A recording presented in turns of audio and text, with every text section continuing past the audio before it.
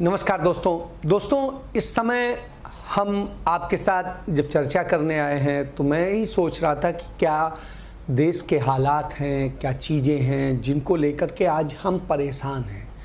आज कोरोना जिस तरीके से संकट का विषय बना हुआ है, उसी तरीके से राजनीतिक और संवैधानिक संकट भी बना हुआ है। आज हिंदुस्तान जो संविधान से संचालित होता है, उस संविधान के साथ साथ उसकी संस्थाएं खतरे में हैं। तमाम सारी वो चीज़ें खतरे में हैं जिनके कारण पूरा जनमानस खतरे में आ जाता है। हमारा संविधान बहुत जनमोन्मुखी बनाया गया है, जिससे कि जनता के हितों को सर्वोपरि रखा गया है। उसमें मूल अधिकारों का प्रोविज़न किया गया है। इन सारी चीज़ों में होते हुए आज जब हम देखते हैं तो उसी जनता के हकों पर ही सबसे ज़्यादा डांका पड़ रहा है।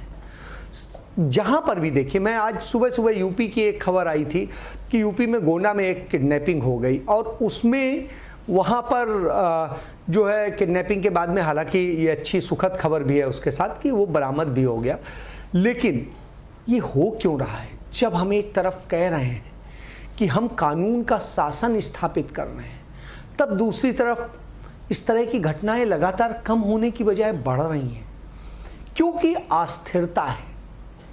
क्योंकि जो राजनीतिक हम स्थिरता की बात करते थे, वो स्थिरता नहीं आने पाई है। भले ही सरकारों के पास नंबर गेम पूरे हों, लेकिन उन नंबर गेम्स के बाद भी स्थितियां नहीं अच्छी हैं।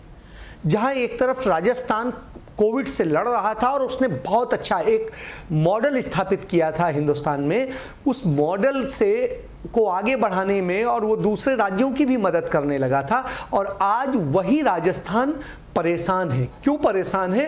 क्योंकि वो कोविड से नहीं लड़ पा रहा है। वहाँ की सरकार अपने को बचाने की लड़ाई लड़ रही है।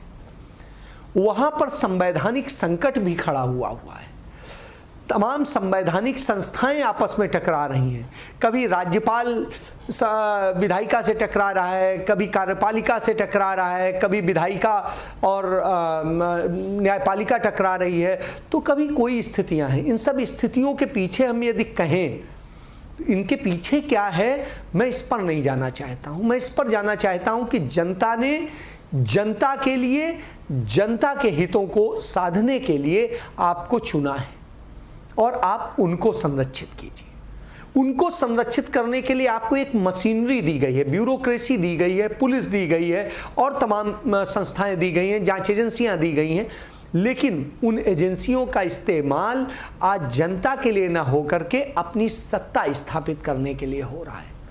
और इसका नतीजा है कि जब आपके लिए वो ब्यूरोक्रेसी, वो पुलिस, वो संस्थाएं गलत करती हैं, वो एजेंसियां गलत करती हैं, तो फिर वो खुद भी गलत चीज़ों में लाभ उठाने की कोशिश करती हैं। तो इन संवैधानिक संस्थाओं के टूटने से, इनके खत्म होने से जो संकट खड़ा होगा, वो संकट किसी पार्टी के लिए नहीं होगा, वो किसी दलीय व्यवस्था के लिए नहीं होगा, वो किसी दलीय व्यक्ति के लिए नहीं होगा, वो हमारे लिए होगा। और सबसे बड़ी चीज़ है, यह संकट हमारे लिए अब खड़ा हो गया है।